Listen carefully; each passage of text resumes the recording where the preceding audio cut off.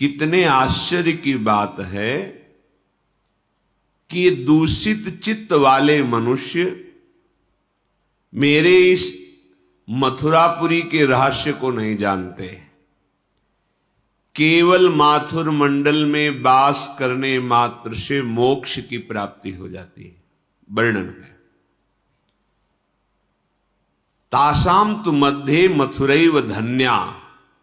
यद्यपि और भी वर्णन किया गया है कि काशी आदि में शरीर छूटे तो मुक्ति को प्राप्त होता है, परंतु सुरेंद्र, नागेंद्र, मुनीन्द्र, बड़े बड़े ईश्वर कोटि के महापुरुष जिस मथुरापुरी की प्रशंसा करते हैं, धन्या, परम धन्य है। यज्जन्म मौंजी व्रत मृत्युदाहय नृणाम चतुर्धा विदधाति मुक्तिम। जिस मोक्ष को प्राप्त करना बड़ा कठिन है, यदि कोई मथुरा मंडल में वास कर ले तो वो धन्य हो जाता है। वास मात्र से उसे मुक्ति की प्राप्ति हो जाती है। कोई कैसा भी क्यों न हो, अगर वो मथुरा मंडल में रहकर मेरी आराधना करे तो जो ब्रह्मा को भी पद प्राप्त नहीं वो उसे प्राप्त हो जाएगा। इसका प्रमाण बालक ध्रुव से ले लीजिए। बालकोपि ध्रुवो यत्र ममाराधन तत्परः प्राप स्थानम परम शुद्धम यन्न युक्तम पितामहई। पितामह जी को भी वो पद प्राप्त नहीं जो मथुरापुरी में आके कुछ समय ही साधना की, दुर्लभ परम पद की प्राप्ति हुई। ताम पुरीम प्राप्य मथुराम मदीयाम सुर दुर्लभाम खंजो भूत्वांधको वापि प्राणानेव परित्यजेत। कितना भी कोई पापी हो, कैसा भी हो, लूला, लंगड़ा, अंधा, महत पाप करने वाला, इसका भाव ये क्यों कोई साधना नहीं कर सकता, पर वो मथुरापुरी में आके अपने शरीर को पूरा किया तो उसे मोक्ष प्राप्त हो जाएगा। लेकिन ब्रज 84 कोश भूमि में साक्षात श्री कृष्ण की गोद में वास कर रहा है। यहां मोक्ष शब्द की व्याख्या नहीं की कि मोक्ष प्राप्त होता है, यहां प्रेम प्राप्त होता है जो मोक्ष को भी थुत्की कृत्य कर दे। जैसे हमें सुंदर रसमलाई मिले तो फिर गुड़ खाने की इच्छा नहीं होगी, ऐसे ही जिसे भगवत प्रेम प्राप्त हो जाता है वो सायुज्य, सामीप्य, सारूप्य, एकत्व आदि जो मोक्ष है, मुक्ति है, वो दीमानम न ग्रहणंती, वो देने पर भी स्वीकार नहीं करता, नहीं चाहिए। विभेमी कैवल्यता, इस मोक्ष से मुझे डर लगता है, नहीं चाहिए मोक्ष, मुझे तो प्रिया प्रीतम के समीप रहना है, उनकी श्री अंग की सेवा करनी, उनकी दिव्य लीला में सम्मिलित होना है। ये जो प्रेम है ब्रज 84 कोश वास से, ब्रजरज का सेवन करने से प्राप्त होता है। ब्रज का जो स्वरूप वर्णन किया गया शास्त्रों में, वो समस्त धामों तीर्थों से ये मुकुट है। जैसे सब धाम तीर्थ शरीर, तो ब्रज 84 कोश मुकुट, और मुकुट में जो मणि है वो है वृंदावन धाम। ये मुकुट मणि है वृंदावन धाम। और यहां रहकर साधन करना, भजन करना, भगवत चर्चा सुनना, भगवत चर्चा करना, यहां आकर के भगवत दर्शन श्री विग्रह के करना, संत समागम करना, ये तो केवल हेतु की कृपा। कुंवरी किशोरी लाडली करुणा कर दिया तो मुझे परम सौभाग्य प्राप्त हुआ। जहां मथुरा मंडल की इतनी महिमा का वर्णन किया गया कि मोक्ष कैसा भी कोई पापी हो, कैसा भी असाधन युक्त हो, मथुरापुरी में रहता है तो उसे मोक्ष प्राप्त हो जाएगा। प्रेम शब्द बात अलग है, क्योंकि मथुरा में श्री कृष्ण के समीप रहते हुए परम ब्रह्मबोध संपन्न महापुरुष श्री उद्धव जी हैं, पर प्रेमी उद्धव नहीं कहा गया। जब ब्रज में पधारे, वो गोपीजनों की चरण रज का सेवन किया, लौट पड़े इस रज में, ऐसा प्रेम प्रकट हुआ, लौट पड़े, मांगने लगे कि मुझे इस ब्रज की कोई लता औषधि घास कुछ भी बना दिया जाए, जिससे ये ब्रज रज उड़कर हमारे ऊपर नित्य पड़ेगी और हम परम पावन प्रेम को प्राप्त कर लेंगे। ब्रज का प्रेम अत्यंत दुर्लभ। जैसे लोगों की समझ में आता है कि धन मिले तो बात बने, प्रेम से हमारा क्या होगा, हमारी कामनाओं की पूर्ति हो तो बात बने। इतना मूढ़ता छाई है कि कुछ भी बता दो, न शास्त्र प्रमाणित है, ना किसी से हृदय से प्रमाणित है महापुरुष के, बस बता दो ऐसे धन मिलेगा, वो पागल बनकर के उसी में लग जाएगा। और हम कह रहे हैं धन नहीं, धन सहित धनी प्राप्त हो जाएगा। महालक्ष्मी जिनके चरणों का सेवन करती हैं, वो जब तुम्हारे हृदय में होंगे, तुम्हारे प्रेम के अधीन होंगे, तो तुम्हारे लिए दुर्लभ क्या है। ये असत धन, असत भोग, असत पदवी कितने समय तक रहेगी। जब मृत्यु हमारे शरीर का ही अपहरण कर लेगी, तो ये बाहरी चीजें क्या रहेंगी। और जब जगत को बनाने वाला हमारी मुट्ठी में है, तो जगत क्या चीज है। वो एक पलक झपकते ही अनंत ब्रह्मांडों की रचना कर देता है। ये बात समझ में नहीं आती। बस प्रश्न यही बना रहता है, दुख कैसे निवृत्त हो, बोले धन से। तो धन कैसे मिले, चाहे जैसे मिले, अधर्म करना पड़े, पाप करना पड़े, हिंसा करनी, बस धन चाहिए, क्योंकि धन ही हमें सुखी कर सकता है। ये माया ने मूढ़ता पैदा कर दी है। धन से अगर सुखी होते तो ऐसा नहीं कि धनी नहीं है विश्व में, उनको खुद पता नहीं कितना धन है, लेकिन चित्त जलता रहता है, सदैव अशांति बनी रहती है। क्यों? क्योंकि जो धन चाहिए वो नहीं है, वो निर्धन है। कबीरा सब जग निर्धना, धनवंता नहीं कोई, धनवंता सोई जानिए। जिसके पास नाम रूपी धन है प्रभु का, वही धनी है। आप इस बात को अच्छे से समझ लीजिए कि जब आप प्रभु से विमुख होते हैं, तो जितने शुभ विनायक अशुभ विनायक चाहे जो कुछ कर लो, वो तुम्हें सुखी नहीं रहने देंगे। न कोई ग्रह, न कोई नक्षत्र, न कोई विनायक ये तुम्हें चैन से नहीं, क्योंकि ये सब भगवत पार्षद हैं, दंड विधान के लिए ये तैयार हैं। और यदि आप भगवान के सन्मुख हैं, तो कोई विश्व में तुम्हें दुख नहीं दे सकता। ये बात समझ में नहीं आती सबकी। सबको ये समझ में, कोई ऐसा जादू कर दो, कोई ऐसा आश्चर्यमय आशीर्वाद दे दो जिससे मैं धनी हो जाऊं, सुखी हो जाऊं। हम कह रहे हैं धनी प्रभु देखते नहीं हैं लक्ष्मी जी की तरफ, वो अपने भक्तों का चिंतन करते रहते हैं। लक्ष्मी जी चरण चापती हैं। वो जब प्रभु तुम्हारे हाथ में हो जाएंगे, हाथ में माने बस में, ये नाम वो वस्तु है कि प्रभु को, नामी को अधीन करा ले। सुमिर पवन सुत पावन नामू, अपने बस करी राखे रामू। अब आपको दुर्लभ क्या रह गया, क्या दुर्लभ रह गया, ये बात समझ में नहीं आती। क्योंकि हमें चाहिए धन, भगवान धन दे देंगे क्या, ऐसा लोगों को लगता। अरे वही है, वही सब रूपों में, वही सर्वस्व प्रकट किए, वही स्वामी है। ये बात समझ लो। तुम्हारे समस्त दुखों की निवृत्ति का एकमात्र उपाय भगवान का आश्रय लेकर नाम जप करना। यदि हमारे हृदय में ये 11 बातें उतर जाएं, तो हम शरीर रहते हुए परमानंद में निमग्न हो जाएं, जिसे परम आनंद कहते हैं। पहला, एक, जीवन का तुम्हें एक लक्ष्य चुनना होगा कि मुझे भगवत प्राप्ति इस जन्म में करनी है। तुम्हें मां सुखी, देखो 10-20 ग्राम सोना, किलो 2 किलो सोना, 10-50 किलो सोना एक तरफ रखा हो और पारसमणि एक तरफ रखी हो, तो मूढ़ आदमी क्या करेगा, वो सोचेगा इतनी बड़ी पारसमणि इसको ले क्या करेंगे, 50 किलो सोना ले लेते हैं। लेकिन वो ये नहीं जानता कि अगर पहाड़ का पहाड़ लोहा हो और ये छुआ दो तो सोना बन जाएगा। और जो चतुर है वो क्या करेगा? मणि लेगा। नहीं, सोना नहीं चाहिए। क्यों? हम जितना चाहेंगे उतना सोना बना लेंगे। हमें पारसमणि मिल गई, हमें प्रभु कृष्ण मिल गए, हमें भगवान मिल गए। ये जिसने सृष्टि बनाई, एक पलक झपकते अब मुझे क्या। पर हमारी मूढ़ता नहीं जाती। हम सृष्टि के कुछ भोगों के पीछे अपने महामंगल विधान करने वाले भगवान को भूल जाते हैं।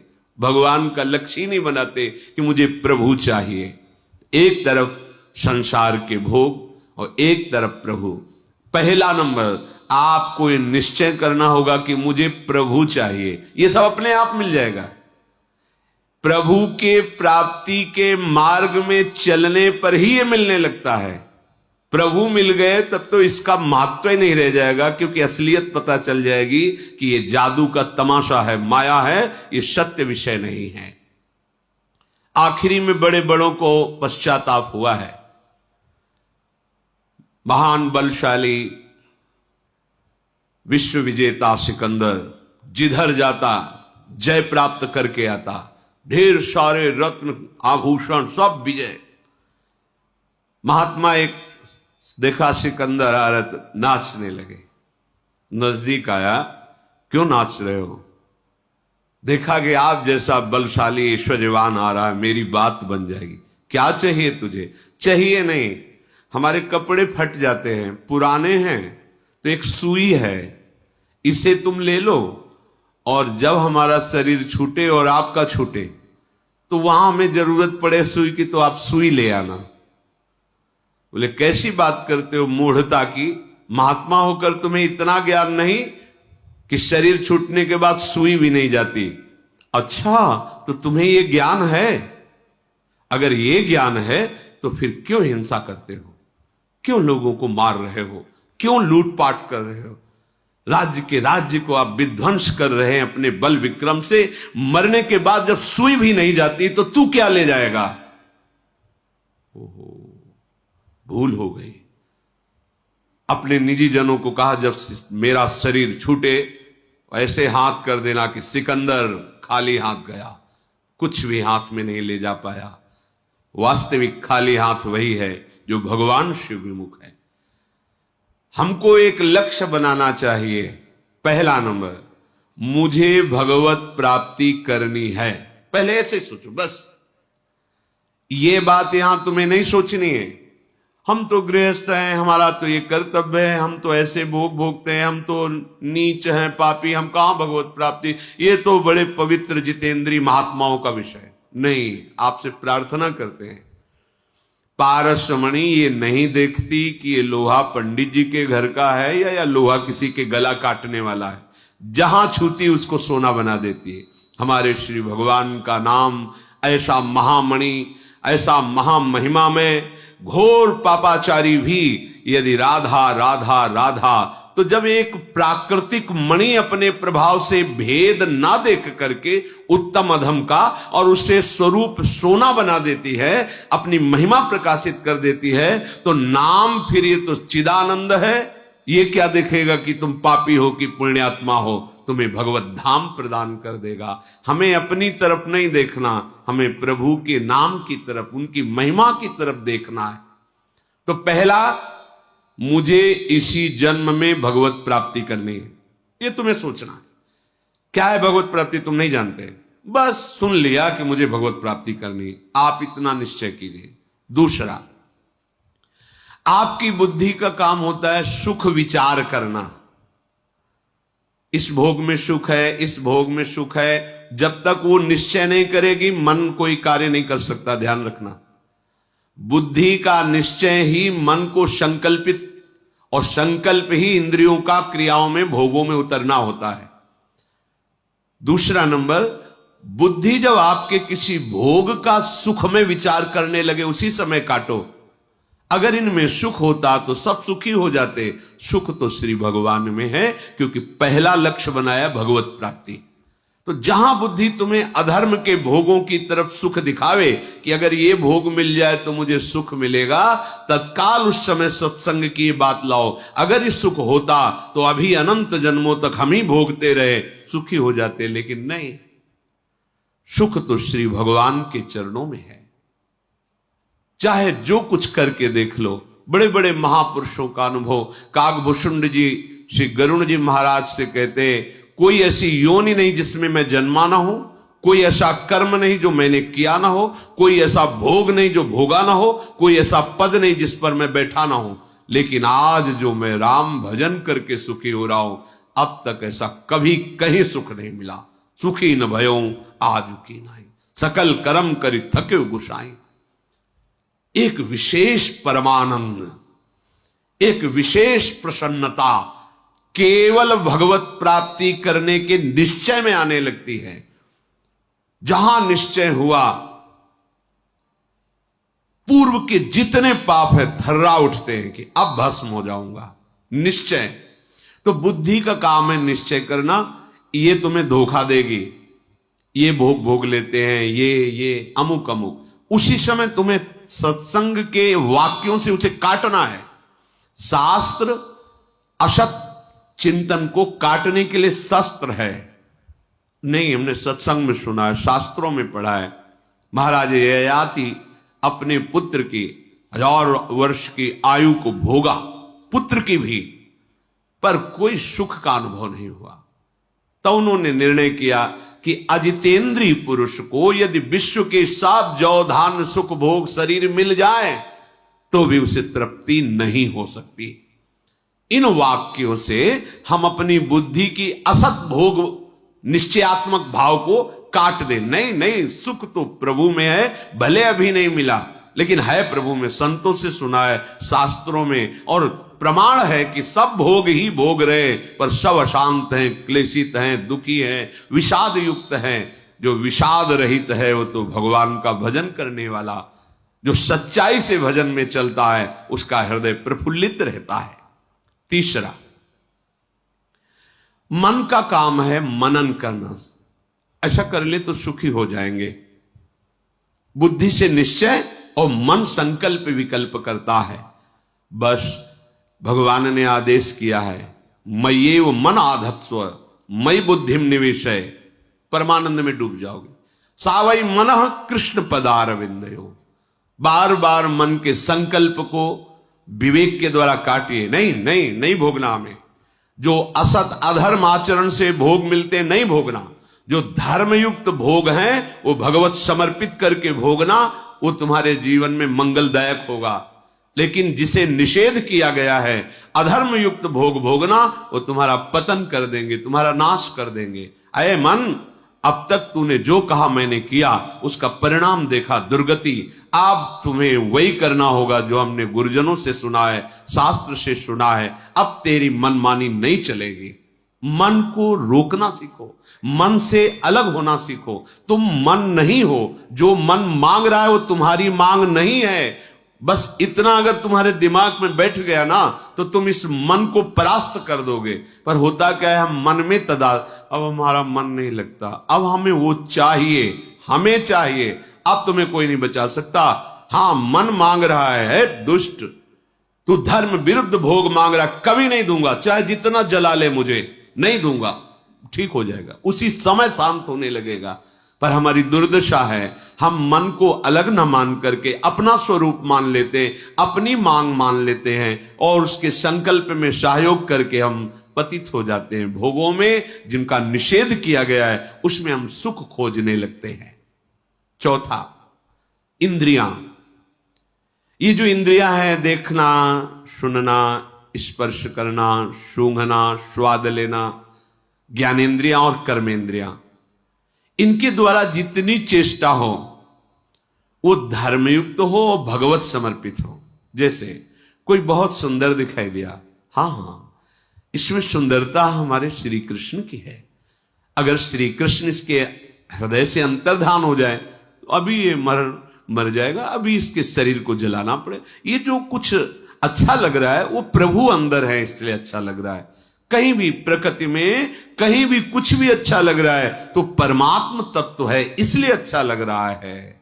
कोई भी भोग, कोई भी वस्तु, कुछ भी जो देखना सुनना, हाँ ये बहुत अच्छा गा लेता है क्योंकि भगवान इसके हृदय में बैठे। ये बहुत विद्वान है क्योंकि भगवान हृदय में बैठे हैं। हमें हर समय हर इंद्रिय की चेष्टा को भगवत भाव में बदलना है। ये बहुत बुरा करता है, क्योंकि तमोगुण से युक्त भगवान की लीला हो रही ना, इसलिए ऐसा दिखाई दे रहा है। जैसे बहुत सच्चा आदमी, बहुत पवित्र आचरण करने वाला, कभी कोई व्यसन नहीं करता, पर उसे रंगमंच पर दुष्टता का रोल मिला है, तो वो तुम्हें पीते हुए नजर आएगा, लड़खड़ाते नजर आएगा, वो आपको गंदी आदतें वाली बातें करते नजर आएगा, गंदी क्रियाएं करते, लेकिन वो पीछे बहुत अच्छा है। कभी एक बूंद शराब नहीं पी, कभी किसी को दुख नहीं दिया, पर वो स्वांग में उतने समय के लिए उसको ऐसा रोल मिला है। ऐसे ही मेरा परब्रह्म परमात्म तत्व तमोगुण का रोल कर रहा है, रजोगुण का रोल कर रहा है। विवेक के द्वारा तत्काल, चाहे बाहर हमें बुरा दिखाई दे या बाहर अच्छा दिखाई दे, दोनों में भगवत भाव तत्काल लगाना है, बिल्कुल आनंदमय हो जाओगे। पर ये वही कर सकता है जो सत्संगी है और नाम जप करता है। पांचवा, जीवन में तुम्हारे पास जो कुछ भी है, समय सबसे बड़ा धन है, जिसकी आप लोग किसी भी तरह से मात्र बुद्धि नहीं रखते। समय से बढ़कर कोई वस्तु नहीं। कई बार सत्संग में कहा है, मानो आपकी अवस्था 60-70 वर्ष की हो गई, जीवन भर धन कमाया, खूब सब वैभव है, अब आखिरी समय आ गया, श्वास अंतिम चल रही, अब आप कह दो कि पूरे जीवन की कमाई दे दूंगा, एक श्वास और ले लेने दो। नहीं, देखो तुम्हारा समय कितना कीमती है। पूरे जीवन से कमाए हुए धन से एक श्वास भी ऐसे नहीं ले सकते, वहीं रुक जाएगी। नहीं कीमत है, ये वैभव सम नहीं है। कितना कीमती समय है। सबसे बड़ा धन मनुष्य शरीर में जो समय है, उसकी महत्ता, उसकी महिमा समझना है। अब ये समय हमारा कहां खर्चा हो रहा है, इसको देख रहा है। अगर आप भगवत स्मरण रहित हैं, भगवत भाव रहित हैं, तो जो भी कर रहे हैं वो सब कर्म है, और वो कर्म बांधने वाला है, और उसे तुम्हें भोगना पड़ेगा, शुभ हो या अशुभ हो। और यदि आप भगवान नाम जप कर रहे हैं और वही कर्म है जो शास्त्र सम्मत है और भगवत समर्पित है, तो वही कर्म भगवत प्राप्ति का हेतु हो जाएगा। कुछ नया कर्म नहीं करना। यत करोषि, भगवान आदेश कर रहे हैं। जो समय मिला है, उस समय में तुम जो भी कर्तव्य कर्म कर रहे हो, उसे प्रभु को अर्पित कर दो, प्रभु का स्मरण करते हुए भगवत भाव से, तो वो कर्म योग हो गया, और वही कर्म योग आपको भगवत प्राप्ति करा देगा। अलग से कोई अनुष्ठान के लिए नहीं। यत करोषि, जो कर रहे हो, ये तो सर्वाणि कर्माणि मयि सन्न्यस्य मत्पराहा, मेरा आश्रय लेकर, मेरे परायण होकर सारे कर्म मेरे को समर्पित कर दो, भगवत प्राप्त हो जाओगे। बहुत सुंदर बात, ये समझ में सबके नहीं आती। भगवान कह रहे, ये तो सर्वाणि कर्माणि मयि सन्न्यस्य मत्पराहा अनन्ये नैव योगेन माम ध्यायन्ति उपास तेषामहं समुद्धरता मृत्यु संसार सागरात, उसे मैं इस भयावह संसार समुद्र से स्वयं पार कर देता हूं। तो जीवन का सबसे बड़ा धन समय, उसको हम जहां खर्चा कर रहे हैं, सार्थकता उसकी तभी होगी जब नाम स्मरण, भगवत स्मरण, भगवत आश्रय लेकर भगवत भाव से करेंगे, प्रभु को समर्पित करने के लिए करेंगे, समय सार्थक हो जाएगा, सत्य हो जाएगा। छठवां, चित्त का काम है चिंतन करना। देखो, ये छलांग लगाता रहता है, जैसे बानर है ना, एक डाल से दूसरी डाल, ऐसे आप चुपचाप देखो इसकी चिंतन वृत्ति, कभी संसारिक वृत्ति, कभी द्वेष की वृत्ति, कभी राग की वृत्ति, वो अपने आप ऐसे छलांग लगाता घूमता है। अब आपको इसकी छलांग रोकनी है। योग में चित्त वृत्ति का निरोध करके परमात्मा आत्म स्वरूप में स्थित करते हैं, और भक्ति में मुरारी पादार्पित चित्त वृत्ति, एक एक वृत्ति हमें प्रभु के चरणों में समर्पित करनी है। चित्त चिंतन कर, बार बार हटाओ चिंतन, संसार में जो जा रहा है बार बार प्रभु में लगाओ, या जहां चिंतन जा रहा है वही प्रभु का भाव कर लो। जब सृष्टि नहीं थी तब प्रभु थे, जब सृष्टि नहीं रहेगी तो प्रभु रहेंगे, तो बीच में जो कुछ बना हुआ है सब प्रभु हैं। जहां पदार्थ, वस्तु, व्यक्ति, स्थान का चिंतन होने लगे, उसमें इसके हृदय में भी श्री कृष्ण है, ये श्री कृष्ण ही बने हुए, भजन हो गया, अनन्य भजन हो गया। चित्त का काम है चिंतन करना और सदैव तुम्हारा चिंतन प्रभु से जुड़ा रहे। सातवां, आसक्ति, जिसे हम लौकिक भाव में प्रेम कहते हैं, वो प्रेम नहीं होता। जो शरीर को लेकर, स्वसुख भोग वासना को लेकर होता है उसे प्रेम नहीं कहते, उसे आसक्ति कहते हैं, काम कहते हैं, राग कहते हैं, मोह कहते हैं। और वही जब सच्चिदानंद प्रभु की तरफ मुड़ता है तो उसे अनुराग कहते हैं, प्रेम कहते हैं। हम लोग जो प्रेम का भाव समझे हैं वो स्वार्थ से युक्त होकर प्रेम के बाना पहन करके काम ही नाटक कर रहा है। हम किसी से भी लगाव करते हैं तो अपनी कामना की पूर्ति के लिए करते हैं, उसको सुख देने के लिए नहीं करते। देख लीजिए, अगर उसको सुख देने के लिए है तो अधर्म आचरण हो ही नहीं सकता, क्योंकि अधर्म आचरण से ना उसको सुख मिलेगा ना आपको सुख मिलेगा। धर्म ही है जो सुख पहुंचाता है। यह स्वसुख वांछा ही हमें आसक्ति में फंसा देती है। अब ये नशा नहीं छूट रहा क्योंकि हमें उससे सुख का भाव बन गया। इस शरीर का आसक्ति नहीं छूट रही क्योंकि हमने समझ लिया है कि इसमें सुख है। ये अमुक अमुक अमुक जहां भी जगत में आपकी आसक्ति है वो सुख भोगने की लालसा से हुई है और वहां सुख है नहीं, सुख है श्री भगवान में। तो क्या करें? अपनी आसक्ति को धीरे से छुड़ावें। जल्दी से क्यों नहीं? क्योंकि फिर आप ऊब जाएंगे। ये आसक्ति का भाव यही है कि ये तो आसक्ति है, कहीं भी आ सकती, किसी से भी आ सकती है, लेकिन जा नहीं सकती, आ सकती है। और आसक्ति चलने की गति न रहने दे, उसको कहते हैं। अमुक व्यसन के ये आसक्ति दुर्गति का प्रधान कारण ये आसक्ति बन जाती है और सदगति का प्रधान कारण यही आसक्ति बन जाती है। भगवान कपिल देव जी माता देवहूति से कहते हैं, हे मां, ये जो संसार के शरीर वस्तु आदि में आसक्ति है, यही आसक्ति यदि संत महात्माओं से, भगवत प्रेमी जनों से हो जाए तो मोक्ष का खुला हुआ द्वार है। अर्थात यही आसक्ति उसको मोक्ष पदवी पे पहुंचा देती है और यही आसक्ति उसकी दुर्गति कर देती है। आठवां, राग द्वेष, अर्थात जो अच्छा लगा उससे राग हो जाता है, जो बुरा लगा उससे द्वेष हो जाता है। जो हमारे अनुकूल हुआ वस्तु व्यक्ति स्थान उससे राग हो जाता है, जो प्रतिकूल हुआ उससे द्वेष हो जाता है। यही राग द्वेष हमें बांधे हुए हैं। राग द्वेष दोनों खोइए तब खोजी पद निर्वाण। कोई गुरु कृपा पात्र ही अंदर की वृत्ति को पहचान पाता है कि इस समय रागात्मक चिंतन चल रहा है या द्वेषात्मक चिंतन चल रहा है या भगवत चिंतन चल रहा है। ये देखना है। सदैव हमारी वृत्तियां ये दो तार में घूमती रहती। जैसे बिजली आती है ना, तो एक गरम एक ठंडा, ठंडा अनुकूल राग, गरम प्रतिकूल जलाने वाला। इन्हीं दोनों में हमारी जीवनी शक्ति विचर रही है। देख लो, कोई रागात्मक चिंतन, कोई द्वेषात्मक चिंतन।